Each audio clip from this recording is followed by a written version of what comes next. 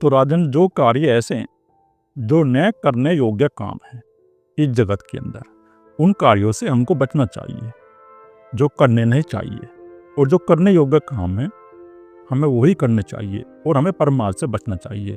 प्रमाद हमारे अंदर नहीं होना चाहिए। अगर हमारे अंदर प्रमाद होगा तो वो विनाश का कारण बन जाएगा। और ऐसे पदार्थों का सेवन नहीं करना चाहिए जो मादक पदार्थ हैं। मादक पदार्थों का सेवन हमें नहीं करना चाहिए। जो हम मादक पदार्थों का सेवन करेंगे तो हमारे शरीर में नशा हो जाएगा और हमारा मन और बुद्धि कार्य नहीं करेंगे ठीक प्रकार से, वो बेहोशी में रहेंगे। तो इस प्रकार के पेय हमें नहीं पीना चाहिए जिनसे नशा चढ़ जाए, वे बहुत ही हानिकारक हैं। विद्या का मद, धन का मद, ऊंचे कुल का मद, ये घमंडी पुरुष के लिए तो मद है, परंतु सज्जन पुरुष के लिए दम के साधन है। जो घमंडी पुरुष है, जिसके अंदर अहंकार की वृत्ति है, उसके लिए ये मद बन जाएंगे, अहंकार बन जाएंगे, विनाश का कारण बन जाएंगे।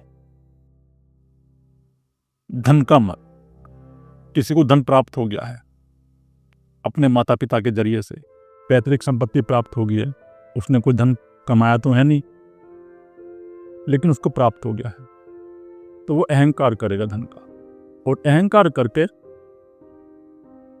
गलत कार्य करने लगेगा। धन का वो सदुपयोग नहीं करेगा, गलत उपयोग करेगा। तो राजन, जिसके अंदर अहंकार है उसके लिए धन भी हानिकारक बन जाएगा। धन का वो उपयोग नहीं करेगा, परंतु जो सज्जन पुरुष है, जो सात्विक प्रकृति का मनुष्य है, अगर वो धन भी कमाएगा, उसके पास धन भी होगा, तो उसका उपयोग करेगा सत्य कार्य के लिए, मानव जाति की सेवा के लिए, पशु पक्षियों की सेवा के लिए, और वही उत्तम मनुष्य है।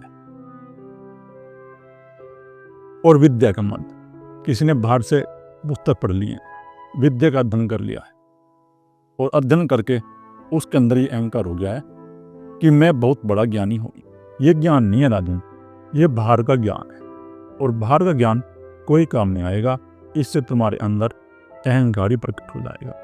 अगर ज्ञान ही प्राप्त करना है तो भीतर का ज्ञान प्राप्त करो, उस परमपिता परमात्मा ज्ञान प्राप्त करो, उस आत्मा का ज्ञान प्राप्त करो।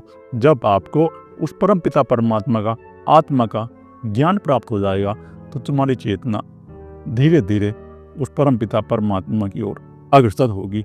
फिर आप स्वयं में गलत कार्य नहीं करोगे। हम गलत कार्य करते हैं राजन, क्योंकि हमारी चेतना दबी हुई है प्रकृति के गुणों में। और जिस मनुष्य की चेतना के अंदर ये तामसी व्यक्ति बढ़ जाती है तो इस प्रकार के गलत कार्य करता है, फिर वो किसी की नहीं सुनता। उसके अंदर ये मोह का पर्दा पड़ जाता है, उसके अंदर ये लोभ का पर्दा पड़ जाता है। तो हे राजन, आप तामसी व्यक्ति से बाहर निकलो और सात्विक व्यक्ति अपने अंदर लेके आओ, और विवेक अपने अंदर लेके आओ, और विवेक पूर्वक तुम्हें ये चुनाव करना है कि क्या सही है और क्या गलत है। और ऊंचे कुल का जन्म, ऊंचे कुल का संबंध है जिसका ऊंचे कुल में जन्म हो गया हो। वैसे तो इसका संबंध ही है ऊंच नीच का, कि जो धन से ऊंचा है और धन से नीचा है। तो इस प्रकार जिसके पास धन है तो सुख है, और जिसके पास धन नहीं है तो दुखी है। धन का भी हमें समाज में उपयोग है, और जो धनी व्यक्ति होगा वो ठीक से अपना जीवन यापन कर लेगा, भौतिक सुख सुविधा उपलब्ध कर लेगा। लेकिन जिसके पास धन की कमी होगी तो अपना ठीक से जीविका का उपार्जन नहीं कर पाएगा। ऊंचे कुल का संबंध उस समय तो ये था कि कोई ब्राह्मण कुल में हो गया, क्षत्रिय कुल में हो गया तो ऊंचा हो गया, कोई शूद्र कुल में उत्पन्न हुआ है तो नीचा हो गया। उस समय जाति बटी हुई थी भारत के अंदर। लेकिन पूरी दुनिया के अंदर कहीं भी इस प्रकार की जाति की व्यवस्था नहीं है, एक भारत को छोड़ के। जो अमेरिका है, यूरोप है या अरब कंट्री है, उनके अंदर ये व्यवस्था है कि जो धन से गरीब है वो नीचा, और जिसके पास धन है वो ऊंचा।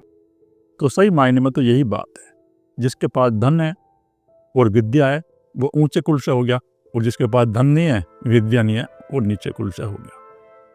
लेकिन ये भारत में समस्या उत्पन्न हो रही है, आज भी हो रही है, कि मनुष्य जातिवाद में बटा हुआ है। जाति का संबंध इस प्रकार था, जैसा कोई कार्य करने लगा तो उसको हमने वही कह दिया, इसका ऊंच नीच से कोई संबंध नहीं है। अगर कोई लोहार का काम करेगा, लोहे का काम करेगा तो हमने उसको लोहार कह दिया, कोई लकड़ी का काम करेगा तो हमने उसको बाड़ी कह दिया, कोई कपड़े धोने का काम करेगा तो उसको धोबी कह दिया। तो इस प्रकार ये जाति की व्यवस्था थी, जिसका जैसा कार्य था उसका वही नाम पड़ गया। लेकिन इसका संबंध चेतना से नहीं है और न ही ऊंच नीच से है। ये ब्राह्मणों की एक साजिश थी जो देश में उत्पन्न होगी, जाति व्यवस्था। उन्होंने अपने आप को ऊंचा दिखा दिया, जबकि ब्राह्मण का अर्थ है जो ब्रह्म को जानने वाला है। ब्राह्मण का अर्थ ये नहीं है कि हम किसी विशेष जाति में उत्पन्न हो गए तो हम ब्राह्मण हो गए। ब्राह्मण वही है जो स्वयं को जान लेगा, जो परमपिता परमात्मा को प्रकट कर लेगा, वही ब्राह्मण। इस जातिवाद के भेदों को समाप्त करने की जरूरत है। इस जातिवाद से निकलना पड़ेगा, और जातिवाद में फंसेगा तो समाज का कल्याण नहीं होगा, वो समाज पीछे रह जाएगा। जब भी तो आज हमारा देश आज़ाद होने के बाद भी इतने पीछे क्यों है? चीन हमारे से विकास में पीछे था, लेकिन चीन आज हमारे से बहुत ही आगे निकल गया है। इसका कारण यही है कि चीन में कोई जाति व्यवस्था नहीं है और भारत में ये जाति व्यवस्था है। ये मूर्ता उत्पन्न हो रही है हमारे समाज में। इस मूर्ता को समाप्त करने की जरूरत है। सबको समान देखो, संविधान भी यही कहता है कि सबको समान, सब समान है, सभी मनुष्य समान है। जिस मनुष्य के अंदर तामसिक वृत्ति है वो नीचा मनुष्य हो गया, और जिस मनुष्य के अंदर सात्विक गुण है वो ऊंचा मनुष्य हो गया। तो सात्विक गुण जिस मनुष्य के अंदर है, चाहे वो किसी समाज से हो, कहीं से हो, वही ऊंचा। और जिसके अंदर हिंसा करने की भावना है, लूट की भावना है, चोरी की भावना है, तो नीचा मनुष्य हो गया। तो इस प्रकार ये तामसिक वृत्ति वाला मनुष्य नीचा और सात्विक व्यक्ति वाला मनुष्य ऊंचा, इस प्रकार की व्यवस्था थी। और इसी प्रकार की व्यवस्था की बात कर रहे हैं विदुर। ऊंच नीच का संबंध कोई जाति से नहीं होता, परंतु जो सज्जन पुरुष है राजन, सज्जन पुरुषों के लिए ये सब साधन बन जाते हैं, वो इनका उपयोग करेगा। कभी किसी कार्य में सज्जनों द्वारा पार्थिक होने पर दुष्ट लोग अपने को परिचित दुष्ट जानते हुए भी सज्जन मानने लगते हैं। तो कभी कुछ लोग ऐसे हैं जो दुष्ट लोग हैं, लेकिन कुछ सज्जन मनुष्य उनसे प्रार्थना कर लेंगे डर की वजह से, क्योंकि उनके अंदर बैठा हुआ है, तो दुष्ट मान लेगा कि मैं ही श्रेष्ठ हूँ, मेरे सामने झुका हुआ है और मेरे सामने ये प्रार्थना कर रहा है, इसलिए वो अपने आप को सज्जन मान लेगा और श्रेष्ठ मान लेगा। लेकिन ये उसकी भ्रांति है। जब तक किसी मनुष्य के अंदर सात्विक व्यक्ति का उदय नहीं होगा, सतोगुण का उदय नहीं होगा, सेवा का भाव, कल्याण का भाव उदय नहीं होगा अंदर, तो सज्जन मनुष्य नहीं है। सज्जन मनुष्य वही है जिसके अंदर ये गुण सक्रिय हो जाता है, सतोगुण सक्रिय हो जाएगा, सात्विक उसकी बुद्धि हो जाएगी, वही सज्जन मनुष्य है। और दुष्ट मनुष्य वही है जिसके अंदर ये तामसिक व्यक्ति है। तो मनस्वी पुरुष संतों को सहारा देने वाले हैं। संतों को सहारा कौन देगा? संतों की जो जीवन यापन की सामग्री है वो कौन उत्पन्न कराएगा? वो उत्पन्न कराएगा जो सात्विक गृहस्थी मनुष्य है, जिस गृहस्थी के अंदर सात्विक गुण है, सेवा का भाव है, प्रेम का भाव है, समर्पण का भाव है, वही गृहस्थी, वही मनुष्य संतों की सेवा करेगा। और संत सभी के सारे। संत ये नहीं देखते कि ये दुर्जन मनुष्य है, ये सज्जन मनुष्य है। संत सभी को समान देखते हैं, वो सभी के अंदर उस परमपिता परमात्मा का रूप देखते हैं और सभी को ठीक करने के लिए प्रयत्न करते हैं। उनका एक ही लक्ष्य है कि सभी उस परमपिता परमात्मा के मार्ग पर लग जाएं और अपना जीवन यापन करें, और जीवन यापन करके सात्विक व्यक्ति अपने अंदर लेकर आए और परमपिता परमात्मा को प्राप्त कर ले। उनका लक्ष्य एक ही है, वो सभी को समान देखते हैं। वो चाहते हैं कि सभी मनुष्य बदल जाएं, तामसिक व्यक्ति के मनुष्य ना रहे। जिस मनुष्य के अंदर तामसिक व्यक्ति रहेगी उसके अंदर हिंसा की भावना, क्रोध की भावना, चोरी करने की भावना, आपराधिक कार्य करने की भावना, लूटने की भावना, ये सब उत्पन्न होती रहेंगी। और जिस मनुष्य के अंदर सात्विक वृत्ति होगी उसके अंदर ये हिंसा की भावना उत्पन्न नहीं होगी। इसलिए अपने अंदर सात्विक वृत्ति लानी जरूरी है। संत तो वही है जो सबको समान देखते, लेकिन दुष्टों को सारा ही देते वो। इसका अर्थ यही है उनको वो दुष्टों को सारा इस प्रकार नहीं देते क्यों ये नहीं कहते भाई आप गलत काम करो, आप ये काम करो। वो ये कहते हैं कि आप इन गलत कार्यों को छोड़ दो और उस परमपिता परमात्मा का भजन करो। ये गलत कार्य से आपका कोई कल्याण नहीं होगा, आपके अंदर ये तामसी वृत्ति सक्रिय हो जाएगी। और जिस मनुष्य के अंदर ये तामसी वृत्ति सक्रिय हो जाती है वो सदा दुखी रहेगा, दुख उसके अंदर उत्पन्न होता रहेगा। तो सभी को समान देख के संत एक ही बात कहते हैं कि अपने अंदर वो परमपिता परमात्मा की प्यास उत्पन्न करो और सात्विक वृत्ति अपने अंदर लेके आओ और अपना कल्याण के मार्ग पर चलने का प्रयत्न करो, अपनी मुक्ति की ओर चलो। और मुक्ति की ओर वही चलेगा जिसके अंदर सेवा का भाव और समर्पण का भाव होगा। जिस मनुष्य के अंदर समर्पण और सेवा नहीं होगी वो मुक्ति के मार्ग पर चलेगा नहीं, वो विफल हो जाएगा, उसका पतन हो जाएगा। अच्छे वस्त्र वाला सभा को जीतता अपना प्रभाव जमा लेता है। तो सभा का जीतने का संबंध यह उससे हो गया कि अगर हम किसी सभा में जा रहे हैं, किसी ने हमको बुलाया है, तो अगर कोई अच्छे वस्त्र पहन के जाएगा, साफ सुथ होकर जाएगा, सफाई से जाएगा, तो सब उसको देखेंगे कि ये मनुष्य उत्तम है, सुंदर है, ये अच्छे वस्त्र पहन के आया। लेकिन अगर कोई गंदे वस्त्र पहन के जाएगा, अच्छे वस्त्र पहन के नहीं जाएगा, तो वो सभा को जीत नहीं पाएगा। सभा को वही जीतता है। सभा को जीतने का अर्थ उससे है कि कुछ मनुष्यों का समूह है और उसमें हम जाए, तो उसमें जो कोई उत्तम वस्त्र और शुद्ध और साफ वस्त्र पहन के जाएगा तो सबकी नजर उस पर पड़ेगी कि ये मनुष्य साफ सुथरा है, सबका ध्यान उस पर जाएगा और वो अपना प्रभाव वहां जमा लेगा।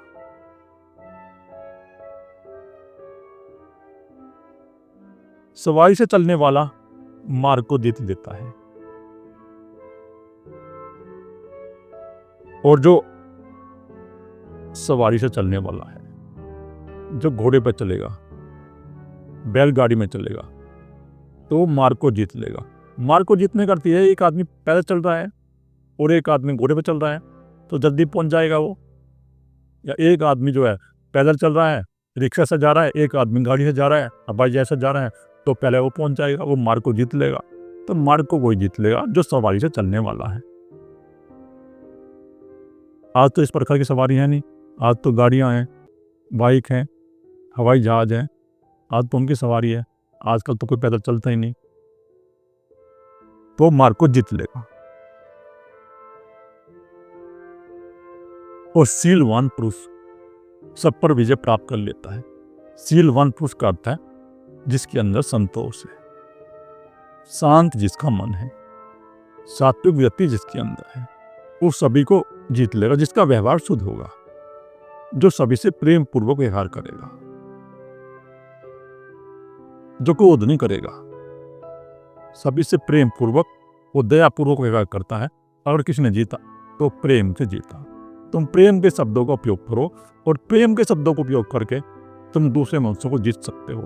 अगर तुम प्रेम के शब्दों का उपयोग नहीं करोगे तो दूसरे मनुष्यों को तुम जीत नहीं सकोगे। दूसरे मनुष्यों को जीतना है तो प्रेम और शील अपने अंदर लेके आओ, दया अपने अंदर लेके आओ, सात्विक वचन तुम उनको बोलो। जब तुम्हारी शुद्ध वृत्ति हो जाएगी तो तुम उनको जीत लोगे जो और मनुष्य है, और सभी पे विजय पालेगा। पुरुष में शील ही प्रधान है, और जिसका व्यवहार शुद्ध है, जिसका व्यवहार ठीक है, जो शांति से बात करता है, अपशब्द नहीं बोलता, जो शुद्ध शब्द बोलता है, वही उस मनुष्य के अंदर प्रधान है। तो मनुष्य में जो सबसे श्रेष्ठ गुण है वो है उसका बात करने का तरीका। तुम अपनी बात करने से किसी को अपनी तरफ आकर्षित कर सकते हो, लेकिन बात करने से ही तुम किसी को दुश्मन बना सकते हो अपनी। तो बात करने का तरीका है प्रेम पूर्वक बात करना, सम्मान पूर्वक बात करना, सबका सम्मान करना, और प्रेम पूर्वक बात करोगे तुम तो तुम सभी को जीत लोगे। और जिसकी वही नष्ट हो जाएगी इस संसार में, उसका जीवन धन और बंधुओं से कोई प्रयोजन सिद्ध नहीं होता। और जिस मनुष्य के अंदर शील व्यवहार नहीं होगा तो उसका सभी नष्ट हो जाएगा, उसका जीवन धन और बंधुओं से कोई प्रयोजन सिद्ध नहीं होगा।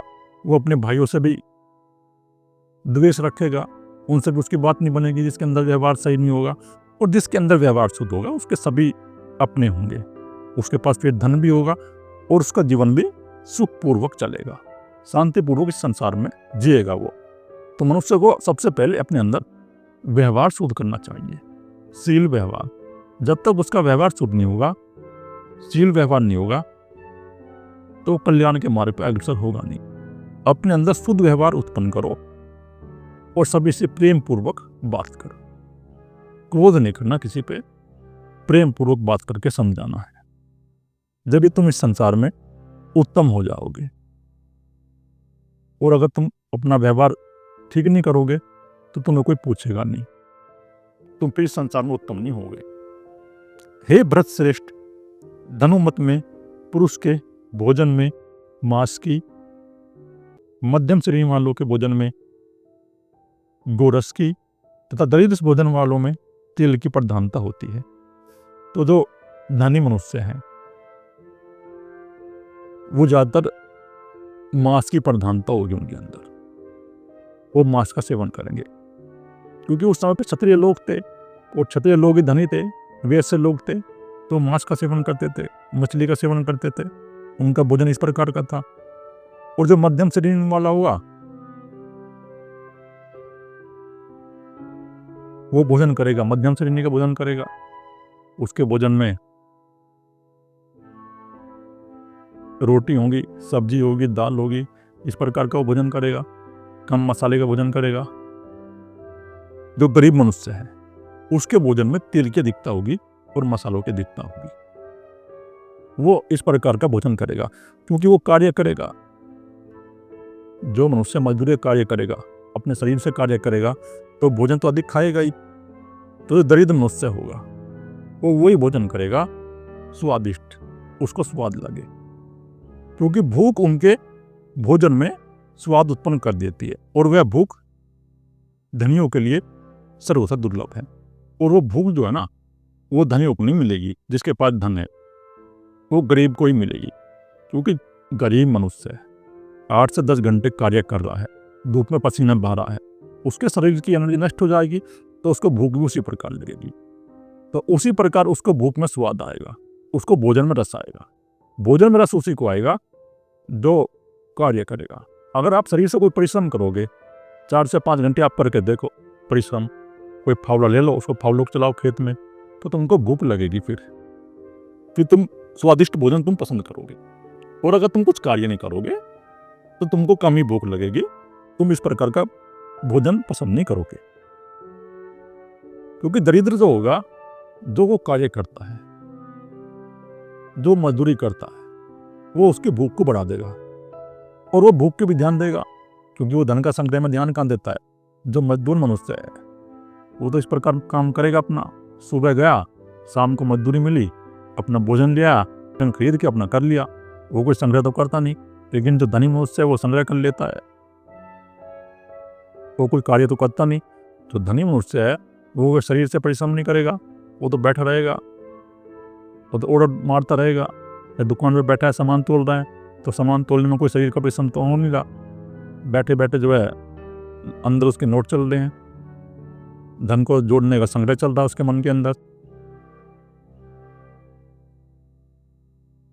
तो राजन, संसार में धनियों को प्राय भोजन करने की शक्ति नहीं होती, किंतु दरिद्र उनके पेट में काट भी पड़ जाता है। तो राजन, जो धनी मनुष्य है उनके अंदर भोजन करने की शक्ति नहीं होती, उनके अंदर कोई भोजन पचता नहीं है, तेल वाला भोजन नहीं पचेगा उनके अंदर, तेज मसाले वाला भोजन नहीं खा पाएंगे, वो चने नहीं पचा पाएंगे वो। तो इस प्रकार वो जो शक्तिशाली भोजन उसको पचा नहीं पाएंगे जो धनी मनुष्य है। लेकिन जो दरिद्र मनुष्य हैं वो तो काट को ही पचा लेंगे। जो मनुष्य सुबह से शाम लगा हुआ है कार्य करने में, मजदूरी करने में, तो वो तो कुछ भी तुम उसको दे दो वो उसको पचा लेगा, उसको तो बस भोजन चाहिए। हमारे यहाँ जो मजदूर आते हैं दिल्ली के अंदर, ज़्यादातर बिहार से आते हैं, बंगाल से आते हैं, तो वो क्या करते हैं, वो चावल खाते हैं, ज़्यादातर दाल चावल का सेवन करेंगे, रोटी भी नहीं खाएंगे, वो फल भी नहीं खाएंगे, बस सुबह शाम तक मजदूरी करेंगे और शाम को अपना दाल चावल बना लेंगे और खा लेंगे और पचा लेंगे उसको। तो कुछ भी पचा लेगा गरीब, तो गरीब कुछ भी खा लेगा। इसका संबंध है शरीर से कार्य करने का। जो मनुष्य अपने शरीर से कार्य करेगा तो वो कुछ भी पचा लेगा, लेकिन जो मनुष्य अपने शरीर से कार्य नहीं करेगा तो उसके भोजन ठीक से पचेगा नहीं, उसका पेट खराब रहेगा, उनका वेट बढ़ जाता है, उनके पेट में गैस रहती है, उनके पेट में कब्ज रहती है। उसका कारण यही है कि वो शरीर से कोई कार्य नहीं करते। अगर वो शरीर से कार्य करे तो ये समस्या उनके अंदर उत्पन्न ना हो। अगर वो 4 से 5 किलोमीटर सुबह रोज घूम ले, व्यायाम कर ले, तो ये समस्या उनके अंदर उत्पन्न नहीं होगी। लेकिन अगर वो घूमेंगे नहीं, व्यायाम नहीं करेंगे, तो इस प्रकार उनके पेट में गैस और कब्ज और अफारा ये बीमारी रहेंगी। अधम पुरुषों को जीविका न होने से भय लगता है, और जो अधम पुरुष हैं, जो मीडियम मनुष्य है, अगर उनके पास जीविका नहीं है तो उनको भय लगता है कि कहीं मेरे पास ये धन की समाप्ति ना हो जाए। अधम पुरुषों को जीविका न होने से भय लगता है। तो अधम का मतलब है जो नीचे मनुष्य है, जो गरीब मनुष्य है, जो गरीबी के कैसे नीचे जी रहे हैं, जो मजदूरी कर रहे हैं, तो उनके अंदर ये भय उत्पन्न रहता है 24 घंटे कि कल मुझको मजदूरी मिलेगी या नहीं मिलेगी, कल मुझे मेरा भोजन होगा या नहीं होगा। तो इस प्रकार जो मजदूर है उनके अंदर तो भय उत्पन्न होता ही है। और जो मध्यम श्रेणी के मनुष्य है उनको मृत्यु से भय होता है। और जो मध्यम श्रेणी के मनुष्य है, जिनके पास धन ना ज्यादा है ना कम है, जिनके पास इतना है कि उनकी व्यवस्था चल रही है, उनको भोजन की कोई कमी नहीं है, लेकिन इतना धन नहीं है कि वो कोई दिखावा कर सकते हैं। हाँ, लेकिन इतना धन उनके पास है कि उनके पास अपने भोजन की व्यवस्था की कोई कमी नहीं है, वो कर सकते हैं, वो मध्यम श्रेणी के मनुष्य हो गए। तो उनके अंदर भय रहेगा मृत्यु का कि कहीं मेरी मृत्यु ना आ जाए, कहीं मैं बीमार ना हो जाऊं, कहीं मेरा धन समाप्त ना हो जाए। तो इस प्रकार का भय उस मनुष्य के अंदर रहता है। जो मध्यम श्रेणी का मनुष्य है उसके अंदर निरंतर 24 घंटे मृत्यु का भय रहता है कि कहीं मेरी मृत्यु ना हो। परंतु जो उत्तम श्रेणी का मनुष्य है उसको जो भय रहता है अपमान का भय। अपमान का भय तो रहेगा ही। अब कोई नेता है या कोई बड़ा अधिकारी है, आईएएस है,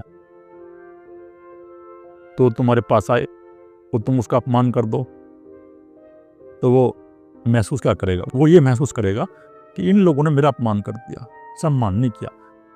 तो जो जिसके पास धन है वो सम्मान का भूखा है, और उसके अंदर ये भय है कि कहीं कोई तेरा अपमान ना कर दे।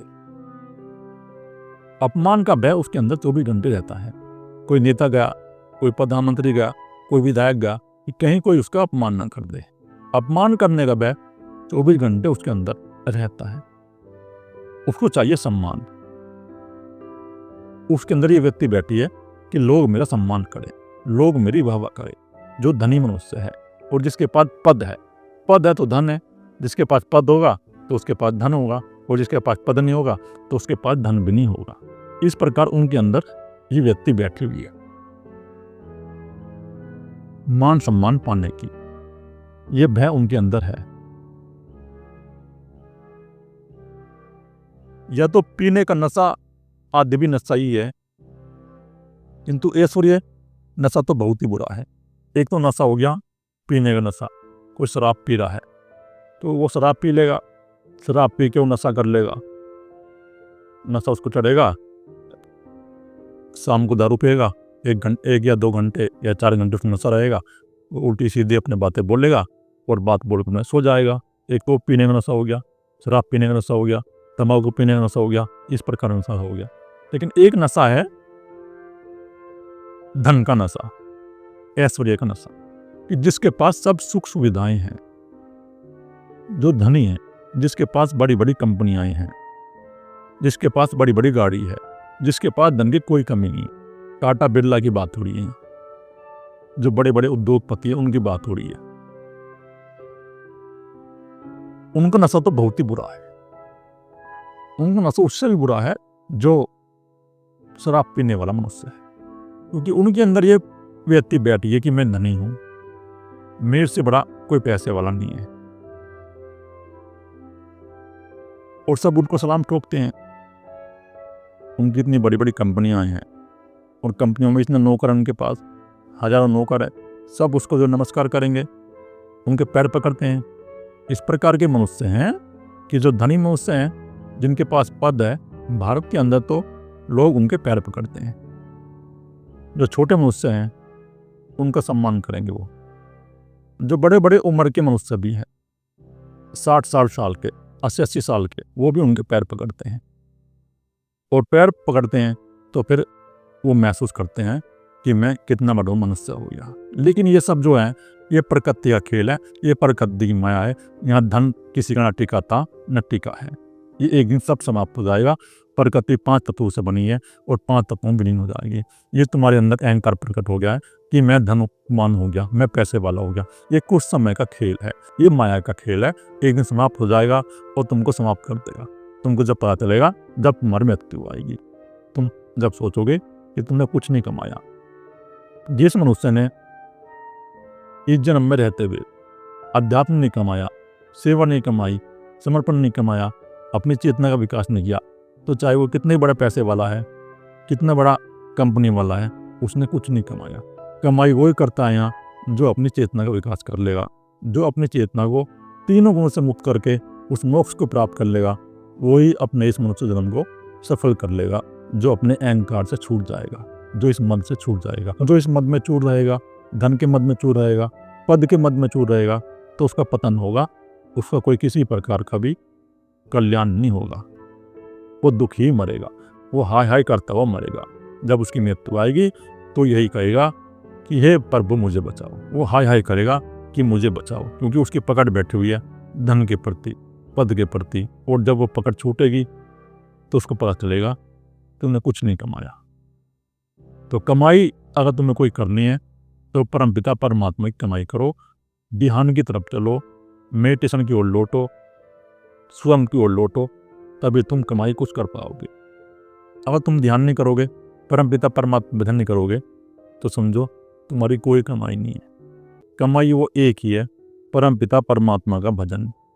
स्वयं की ओर लौटो, उस प्रभु का ध्यान करो, सात्विक वृत्ति अपने अंदर लेकर आओ। जब तुम्हारे अंदर ये सात्विक वृत्ति और सत्वगुण का संग्रह होगा तो तुम्हारी चेतना का स्वयं में विकास होगा।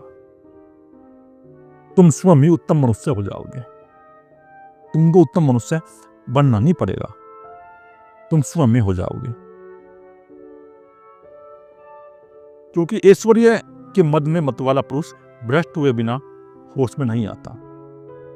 जो ऐश्वर्य के मद में मस्त है पुरुष, जिसके पास धन है, बहुत धन है, और वो मद में चूर है, तो भ्रष्ट हुए बिना वो ठीक नहीं होगा। यानी जब तक उसको चोट नहीं लगेगी, जब तक परमपिता परमात्मा उसको चोट नहीं लगाएगा, उसका धन नहीं छीन लेगा, उसको कोई झटका नहीं देगा, तो वो ठीक नहीं होगा। वो ठीक जब ही होगा जब परमपिता परमात्मा उसको झटका देगा। कोई भी झटका दे उसको। धन का संबंध भी सुख से नहीं है। अब मान लेते हैं कोई बड़ी एक कंपनी वाला है, उसके पास धन है, लेकिन उसको एक ही पुत्र है। अगर उसका एक ही पुत्र मर गया तो उसको झटका लग गया, परमपिता परमात्मा ने उसको झटका दे दिया। उसको कोई गंभीर बीमारी आ गई तो परमपिता परमात्मा ने उसको झटका दे दिया। तो इसी प्रकार जब तक परमपिता परमात्मा उसको कोई झटका नहीं देगा, जो ऐश्वर्य के मद में चूर है, धन के मद में चूर है, जब तक वो ठीक नहीं होगा। ठीक जब भी होगा वो, जब उसको कोई झटका लेगा, जब परमपिता परमात्मा उसको कोई झटका देगा, या उसकी कोई कंपनी डूब गई, धन की हानि होगी, तो उसको झटका लगेगा। और जब उसको झटका लगेगा तब वो अपनी लाइन पे आएगा, तब वो ठीक होगा। उसकी वो भी संभावना है, क्योंकि प्रकृति की माया है तीन गुण की। ये माया तुम्हें घेर लेगी, फिर तुम इनसे कहाँ निकल पाओगे। जब तक तुम्हारे मन के अंदर सात्विक व्यक्ति सक्रिय नहीं होगी, सेवा का भाव नहीं आएगा, समर्पण का भाव नहीं आएगा, तुम उस परमपिता परमात्मा की ओर चलोगे नहीं।